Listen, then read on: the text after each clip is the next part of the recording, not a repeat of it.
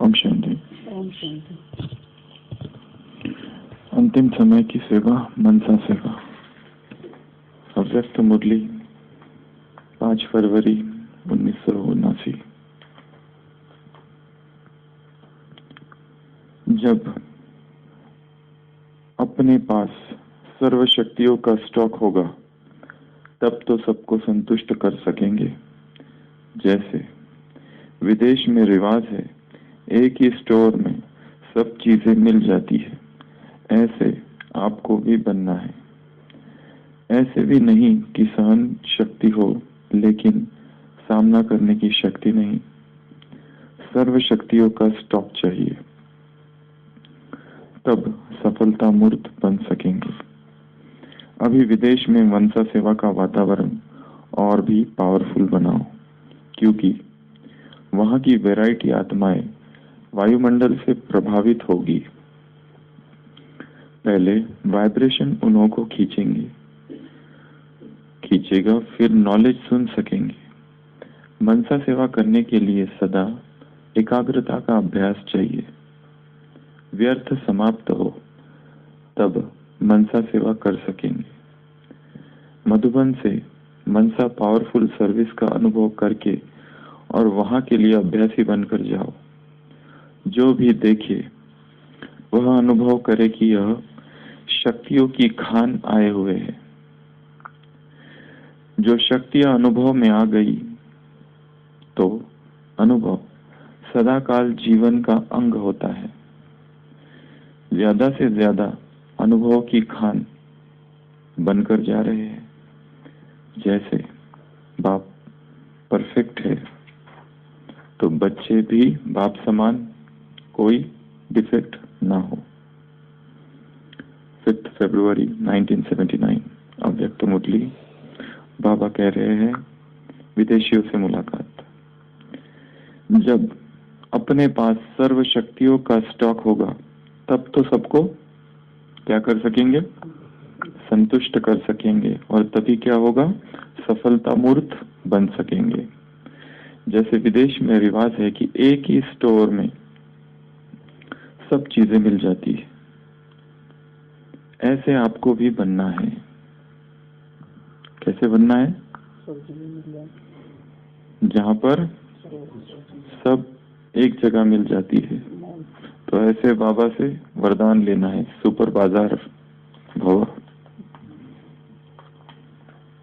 Shopping mall, super बाजार, shopping arcade, shopping centre, जहां पर एक ही स्थान पर बड़े बड़े मॉल होते हैं, बड़े बड़े शहरों में, और विदेश में तो बहुत बड़े होते हैं। तो वहां एक ही स्थान पर सब कुछ मिल जाता है। क्या क्या मिलता है? वहां एक बार चले गए तो कहीं और जाने की आवश्यकता नहीं होती। कनेक्टेड वेज होते हैं। एक डिपार्टमेंट दूसरे डिपार्टमेंट को कनेक्ट करता है। खाना भी होता है तो म्यूजिक सिस्टम भी होता है, तो फर्नीचर भी होता है, तो फूड भी होता है, तो वेजिटेबल्स भी होते हैं, तो ड्राई फ्रूट्स भी होते हैं। और क्या होता है? शॉपिंग मॉल, बड़े बड़े मॉल में हाँ कपड़े भी होते हैं, फर्नीचर भी होते हैं, जेवरात भी होते हैं, म्यूजिक सिस्टम, इलेक्ट्रॉनिक का अपना एक सेक्शन होता है, बुक्स भी होती है, तो क्रॉसवर्ड, थिएटर भी होता है। अच्छा, फैमिली स्टॉक, सब एक बार। बच्चों का अपना एक अलग सेक्शन होता है। हाँ, बच्चों के खिलौने भी वहां होते हैं। एक शॉपिंग सेंटर, एक शॉपिंग मॉल, एक shopping arcade, shopping emporium, super बाजार, सुपर मार्केट, अलग अलग नाम है। तो रोज सुबह बाबा से कौन सा वरदान लेना है? सुपर मार्केट भव।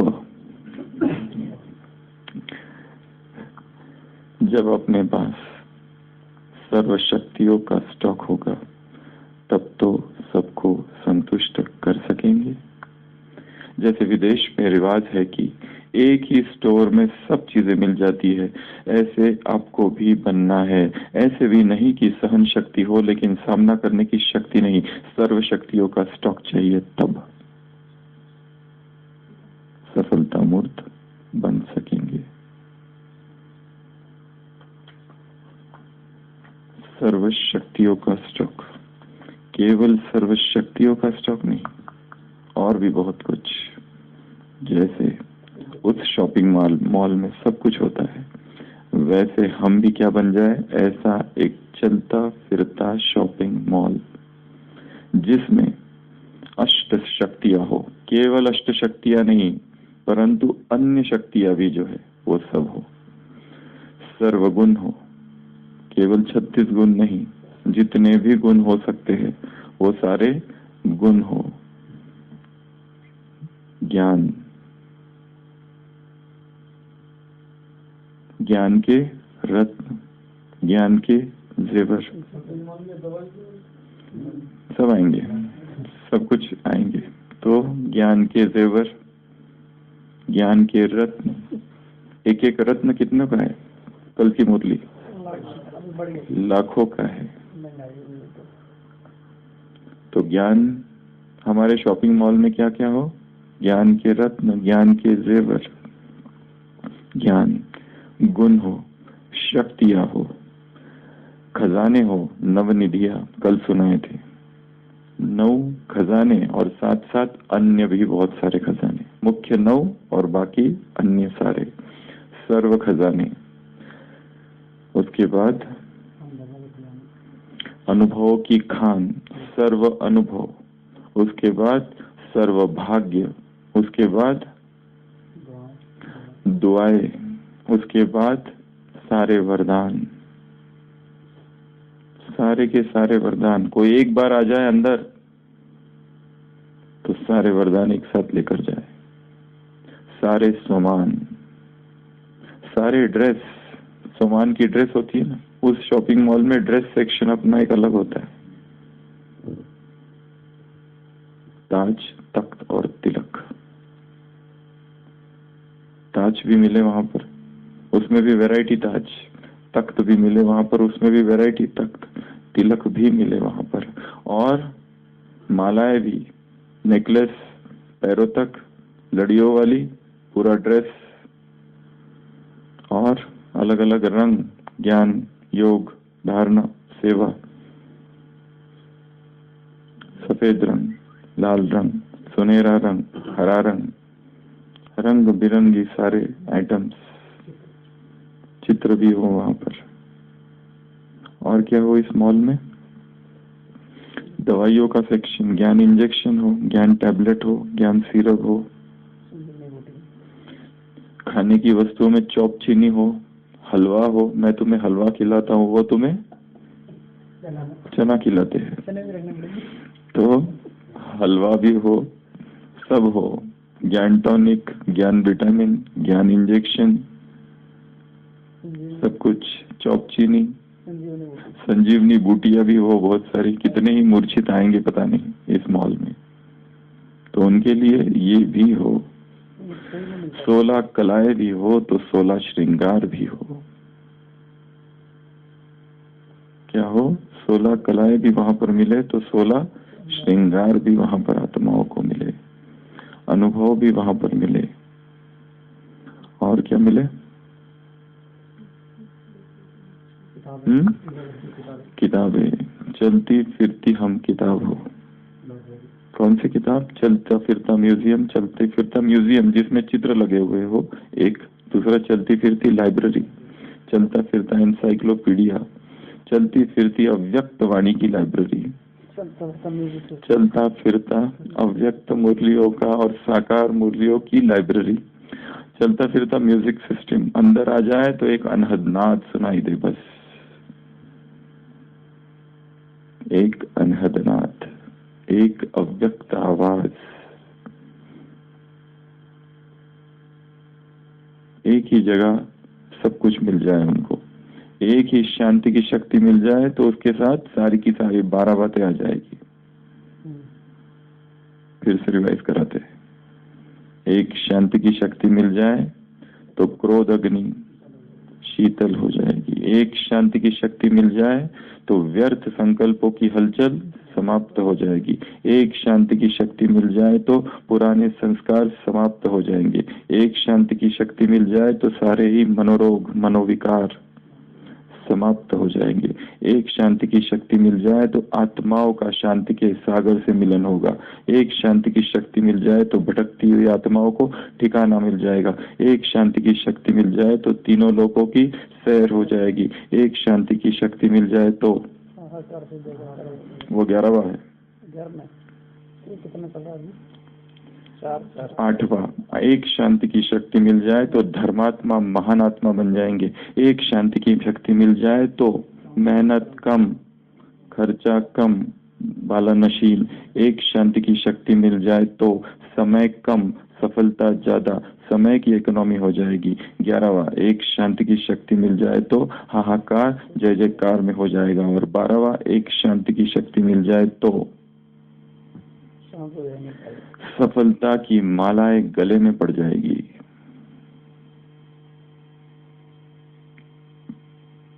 एक शांति की शक्ति मिल जाए तो एकांतवासी बन जाएंगे।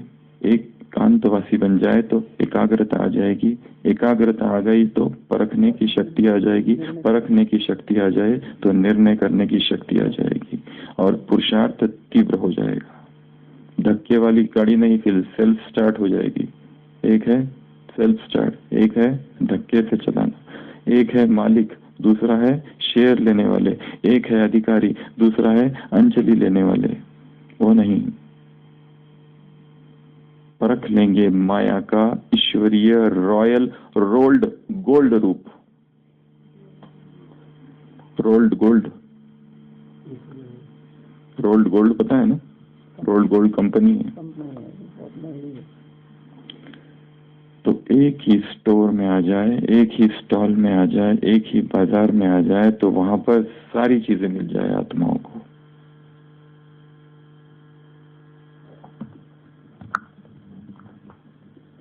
सर्व शक्तियों का स्टॉक चाहिए, तब सफलता मूर्त बन सकेंगे।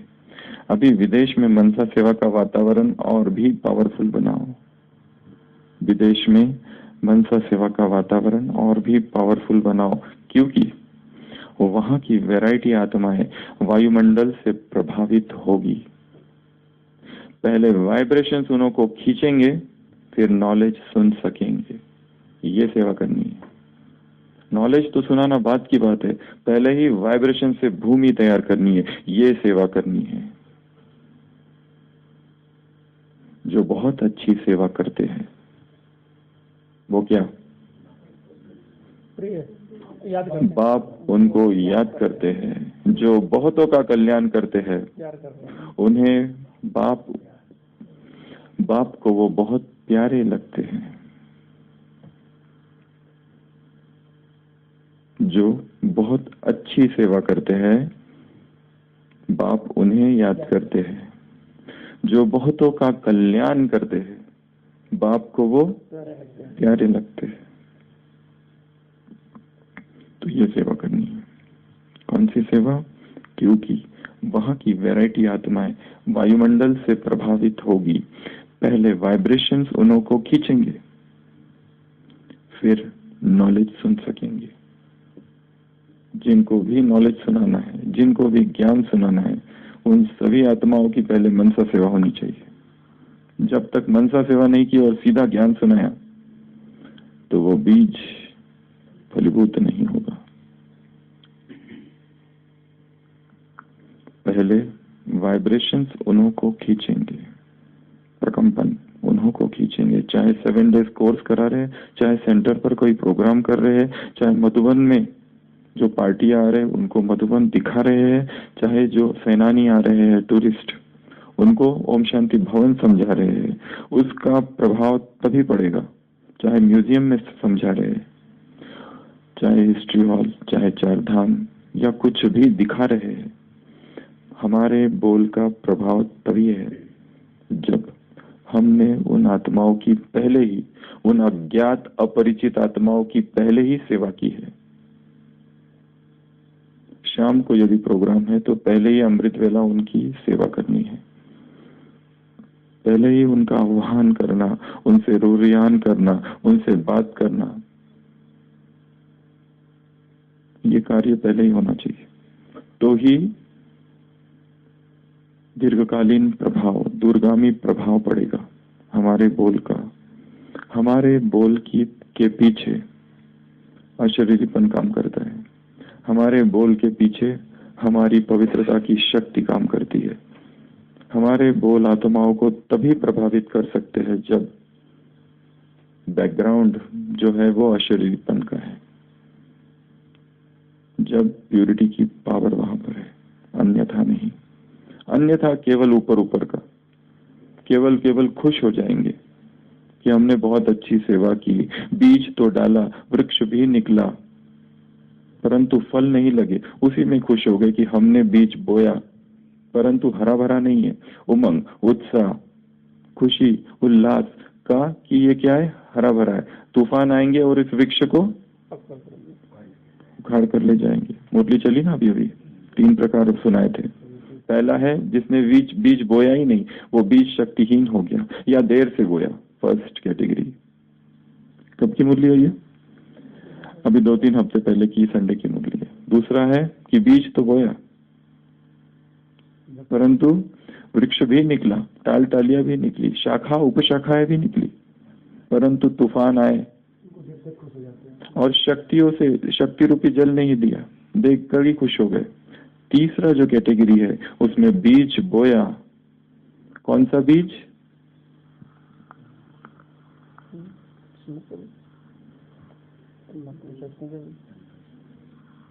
कौन सा बीज? उस मुरली में क्या था? एक है बीज बोना, जमीन कौन सी थी? विशेषताओं का बीज। विशेषताओं का बीज भी है, विशेषताओं का वरदान भी है, विशेषताओं का जन्म सिद्ध अधिकार भी है। तो विशेषताओं का बीज बोना, कौन सी भूमि पर बोना?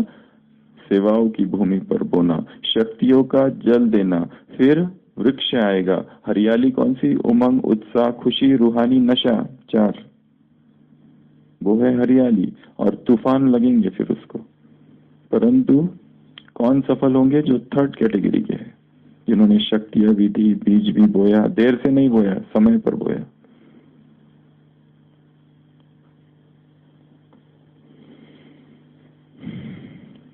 पहले वाइब्रेशंस उन्हों को खींचेंगे, फिर नॉलेज सुन सकेंगे। तो जिनकी भी सेवा करनी है, जिनको भी ज्ञान सुनाना है, जो भी डिपार्टमेंट में आने वाले हैं आज, उनकी पहले ही सेवा करनी है। जो भी भोजन बना रहे हैं, जिनके लिए भोजन बना रहे हैं, उनकी भी पहले ही सेवा करनी है कि हम जो भोजन बनाए वो आत्मा भोजन खा लेगी और बस घायल हो जाएगी। हमको याद है अभी कल परसों हमको एक फोन आया था। तो हम एक सेंटर पर कुछ दिन रुके थे, तो हॉस्पिटल में आए थे वहां पर। तो वहां पर सेंटर से हमें भोजन आया था कुछ दिन के लिए, बहुत समय पहले की बात है, 10 साल 12 साल। तो वहां पर एक भाई को हमने हमारे टिफिन से भोजन खिलाया था। एक डॉक्टर को हमारे टिफिन से भोजन खिलाया था, बस एक ही बार खिलाया, और उसको कहा था ये बहुत शुद्ध भोजन है, ये हमारे आश्रम से आया हुआ है, आप भी इसे खाओ। तो उसने वो भोजन खाया था। तो बहन जी ने बताया अभी 10-12 साल के बाद कल वो भाई सेंटर पर आया था जिसने आपके टिफिन से भोजन खाया था। तो इतने साल उसको पर याद था, और उसने याद किया हमको नाम सहित कि वो जो डॉक्टर आए थे, उन्होंने जो टिफिन था उसका मैंने भोजन खाया था, और उन्होंने भोजन के बारे में ये बातें कही थी, और हमको अब तक वो बातें याद है। तो बीच में तो पता नहीं कहाँ गुम हो गया वो, तो अभी उसे याद आया और वो कोर्स कराने वहां पहुंच गया था। हमको बांट देना पड़ेगा। तो मनसा सेवा करने के लिए सदा एकाग्रता का अभ्यास चाहिए। व्यर्थ समाप्त हो तब मनसा सेवा करेंगे। दो चीजें चाहिए, एकाग्रता का अभ्यास और व्यर्थ समाप्त। मधुबन में मनसा पावरफुल सर्विस का अनुभव करके और वहां के लिए अभ्यासी बनकर जाओ। जो भी देखे वह अनुभव करे कि यह शक्तियों की खान आए हुए है। जो शक्ति अनुभव में आ गई तो अनुभव सदाकाल जीवन का अंग होता है। ज्यादा से ज्यादा अनुभव की खान बनकर जा रहे हैं।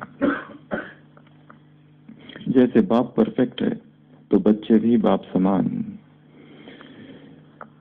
कोई डिफेक्ट नहीं। ऐसा ही महावाक्य बाइबल में है। Matthew chapter 5 verse number 48, be ye perfect, be even as your father that art in heaven is perfect। जैसे बाप परफेक्ट है तो बच्चे भी बाप समान, कोई डिफेक्ट नहीं। Be ye perfect, Jesus Christ अपने शिष्यों से कह रहा है, be ye perfect even as your father, संपूर्ण बनो, परफेक्ट बनो, जैसे तुम्हारा बाप that art in heaven is perfect. जैसा तुम्हारा ईश्वरीय स्वर्गीय पिता परफेक्ट है, संपूर्ण है, वैसे तुम भी परफेक्ट बनो। तो मनसा सेवा के लिए किस शक्ति की आवश्यकता है? एकाग्रता की शक्ति का अभ्यास बढ़ाओ। कौन सी शक्ति? एकाग्रता की शक्ति। The power of the mind, the powers of the mind are like the rays of the sun. The more concentrated they are, the more they illumine। Swami Vivekananda ने कहा है कि मस्तिष्क की शक्तियां जो है, मन की शक्तियां है, सूर्य की किरणों की तरह है। जितनी ही वो एकाग्र होती है, केंद्रीभूत होती है, उतनी ही उनमें चमक आ जाती। The more illumined they become. Swami Vivekananda जब शिकागो में थे और उनका प्रवचन श्रृंखला चल रही थी, वहां पर एक सुबह एक नदी के तट पर वो घूम रहे थे तो देखा कि बहुत सारे बच्चे, ये उन्हीं का सुनाया हुआ अनुभव है, बहुत सारे बच्चे एयर गन को क्या कहते हैं हिंदी में? हवाई बंदूक लेकर नदी पर बहुत सारे अंडे के छिलके डाले हुए थे, उनको शूट करने की कोशिश कर रहे थे, पर उनमें से कोई भी सफल नहीं हो रहा था। एयर गन से, हवाई बंदूक से शूट कर रहे थे अंडे के छिलकों को, और वो बहुत समय तक उनको देख रहे थे, उन बच्चों को, पर किसी को भी सफलता प्राप्त नहीं हो रही थी, क्योंकि लहरें भी थी थोड़ी थोड़ी। तो उन बच्चों ने उनसे कहा कि Swami, would you like to try, क्या आप ट्राई करेंगे? तो उन्होंने कहा ठीक है। और उन्होंने अपने अनुभव में लिखा है, अपने किसी दूसरे प्रवचन में ये अनुभव सुनाया है कि उन्होंने 12 अंडों के उन छिलकों को मारा, तीर लगाया, और तीर नहीं, बंदूक चलाई, और बराबर 12 के 12 जो है निशाने पर लगे। तो उन बच्चों को आश्चर्य हुआ। उन्होंने कहा, आप तो बहुत अच्छे शूटर हो, शायद आपने इसका बहुत अभ्यास किया होगा। उसने कहा, अभ्यास? काहे का अभ्यास और काहे की शूटिंग? मैं तो पहली बार ही बंदूक को पकड़ रहा हूँ, हमारे भारत में तो ऐसी बंदूक ही नहीं है। तो वो कहता है, आपने ये कैसे किया? Power of concentration. वो कहते हैं कि मैंने अपने मन को इस तरह तैयार किया है बचपन से कि भले मैं पहली बार ये बंदूक अपने हाथ में ली है, परंतु मैंने एक अपने मन को ऐसा अभ्यास दिया है कि जो भी चीज करूं, अपने मन को ऐसा कंसंट्रेट, ऐसा केंद्रीभूत कर देता हूं उस चीज पर कि समय आता है कि उस एक संकल्प के अतिरिक्त मेरे मन में फिर और कोई भी संकल्प नहीं रहता। इसके लिए मैंने एक ऐसा भी नहीं मैंने कभी अभ्यास किया, एक एक करके 12 के 12 अंडे के छिलकों को शूट करके मारा। The power of concentration. Paulo Coelho ने अपने संस्मरण में एक कहानी लिखी है। एक आर्चर होता है, तीरंदाज, जो इतना अभिमानी हो जाता है चीन में कि बहुत सारी प्रतियोगिता को जीतता है, एक के बाद एक, एक के बाद एक, एक के बाद एक के बाद एक। और फिर एक दिन एक जैन मास्टर के पास आता है और बहुत ही अपनी शेखी बगाड़ता है कि मैं देखो इतने सारे मैंने जीता है तीरंदाजी में। और उसको दिखाने की कोशिश करता है, जबकि वो जो ज़ेन मास्टर होता है वो अपने आप में बहुत अपने काल का, अपने युग का, अपने समय का बहुत बड़ा तीरंदाज होता है। तो इस युवक को लगता है इसको भी बताऊं कि तुम्हारा जमाना गया, कि अब हमारा जमाना है, इतने बार मैंने जीता है। तो वो ज़ेन मास्टर उसको चुपचाप सुनता है, कहता है कि चलो मेरे साथ, और उसको ले जाता है एक पहाड़ी के पास, एक दुर्गम चोटी के ऊपर, और वहां पर बहुत बड़ी खाई नीचे होती है, और उस चोटी से उस खाई की तरफ जाने वाला, दूसरी खाई की तरफ जाने वाला एक बहुत ही टूटता हुआ, चरमराता हुआ एक पुल होता है। तो वो ज़ेन मास्टर अपने तीर कमान को लेकर उस रस्सी पर उस टूटे हुए पुल के ऊपर चढ़ता है, जो अभी अब गिरा तब गिरा, और वहां जाके अपना एक निशाना निश्चित करता है, एक सामने की पहाड़ी पर एक पेड़, और वो वहां से तीर लगाता है और तीर मारता है, और शांति से जाता है और शांति से आता है। वो कहता है अब तुम्हारी बारी है। नीचे इतनी बड़ी खाई कि अभी गिरा की गिरा, बस थोड़ा सा भी इधर उधर और गिर गया। तो वो कहता है अब तुम्हारी बारी है, जाओ, बस वही तो करना है जो तुमने उधर किया ना, तीर लगाया, वहां जाओ और जिस पेड़ को मैंने तीर लगाया तो उस पेड़ को तुम जाकर तीर लगाओ।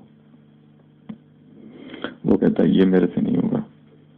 और ज़ेन मास्टर उससे कहता है you have learned to train your hands, but you have yet not learn to train your mind, to sharpen your mind.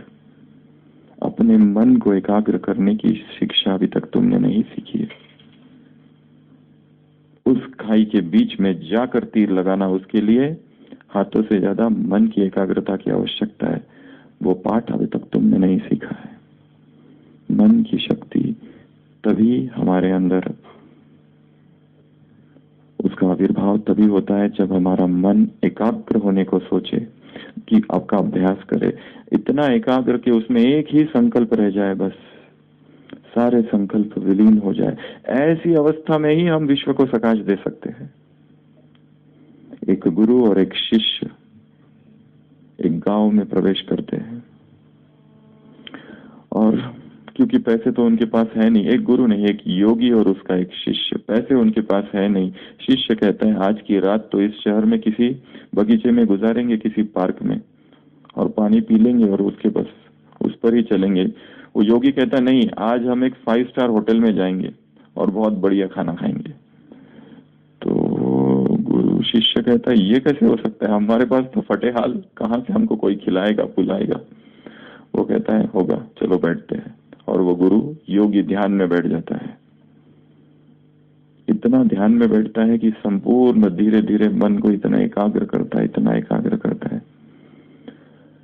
आधा घंटा तक ध्यान करने के बाद वो योगी उठता है और कहता है अब चलो, और चल पड़ते हैं उस शहर में, उस भीड़ भाड़ में।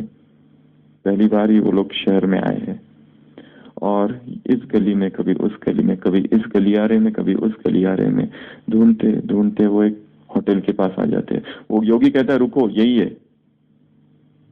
उस होटल के अंदर दोनों प्रवेश करते हैं। होटल का मैनेजर उधर से आता है और कहता है कि आप कब आए, मुझे आप ही का इंतजार था। अभी अभी थोड़ी देर पहले जैसे मुझे लगा कि कोई हिमालय से बहुत बड़ा योगी आने वाला है, तो कृपया क्या आप, ये निवेदन है, एक रात के लिए हमारे इस होटल में रुकेंगे। योगी कहता है क्यों नहीं। बिल्कुल। और वो दोनों को एक बहुत अच्छा कमरा मिलता है, और दोनों अंदर रुकते, भोजन आता है, भोजन खाता है। शिष्य आश्चर्य होता है, कहता है ये हुआ कैसे।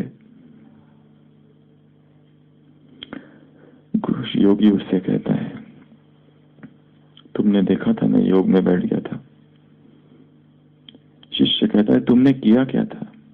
मैंने अपने मन को एकाग्र कर दिया था, एक विजन क्रिएट किया था, सारे संकल्प विलीन हो गए थे, एक ही संकल्प रह गया था। उस एक संकल्प था, एक पिक्चर क्रिएट किया, विजुअलाइज किया, सारी ही मेंटल इमोशनल एनर्जी उसमें प्रोजेक्ट की, उसमें भर दी, और उसको देखा होते हुए, साकार होते हुए, पिक्चराइज किया, और इतनी एकाग्रता से योग किया कि वो साकार हो गया। एक शिष्य और एक गुरु एक जंगल से गुजरते थे, और जैसे ही वो जा रहे थे एक शेर की दहाड़ वो लोग सुनते हैं। इतनी जोर से आवाज आती है कि शिष्य एकदम घबरा जाता है। वो कहता है अब क्या करूं और क्या नहीं करूं, ये शेर तो बस आया कि आया। पीछे देखता है तो बहुत बड़ा शेर भाग कर आते हुए है। परंतु वो गुरु उसको कहता है, गुरु से पूछता है अब क्या किया जा सकता है, क्योंकि गुरु साथ में अकेले भाग भी नहीं सकते। गुरु कहते तीन ही विकल्प है, एक तो दुम दबा के भागो, परंतु भागोगे तो शेर भी भागेगा और उसकी रफ्तार और हमारी रफ्तार में अंतर बहुत है। दूसरा है चुपचाप, पैरालाइज्ड विथ फियर, चुपचाप बैठ जाओ, जो होगा वो हम नहीं वही करेगा जो करना है शेर। तीसरा कहता है कि एकाग्र हो जाओ, मन को शांत कर दो। पर अब समय कहाँ है, शेर तो बस आया कि आया, और तब तक गुरु एकाग्र हो जाता है। इतना एकाग्र होता है कि वो ध्यान में बैठ जाता है। 10 मिनट तक ध्यान में बैठता हुआ शेर आता है तेजी से और एकदम शांत होकर बैठ जाता है। थोड़ी देर के बाद चला जाता है। शिष्य गुरु से पूछता है ये क्या हुआ। वो कहता है मैंने अपने मन को इतना शांत कर दिया, और इस कॉस्मोस में, इस यूनिवर्स में, इस ब्रह्मांड में जो शांति की शक्ति है, अपने मन को उस शांति के तल पर उठाकर ले गया। तो मेरे मन की शक्ति और समष्टि, ये जो समष्टि है, संसार समस्त समष्टि, ये और ये शक्ति को, घटाकाश और चिदाकाश, ये मन और वो चिदाकाश को एक कर दिया। और वो जो यूनिवर्सल पीस के साथ मैंने अपने आप को एक कर दिया, और फिर जो उस शेर की चेतना है और मेरी चेतना है और संसार की चेतना है, ये तीनों ही चेतनाएं एक हो गई। तो मेरी शांति इस ब्रह्मांड में प्रवाहित हुई, ब्रह्मांड की शांति उस शेर में प्रवाहित हुई। हम तीनों की शांति जैसे एक हुई, मेरी चेतना शेर की चेतना एक हो गई, हमारी शांति उसकी शांति एक हो गई। और उस शेर को लगा कि यहाँ अब मेरे लिए कोई खतरा नहीं है। उसने उस शांति को पकड़ा और वो भी शांत हो गया और चला गया। एकाग्रता की शक्ति से अपने मन को एकाग्र करो, और उसके बाद ही विश्व को प्रकाश दी जा सकती है।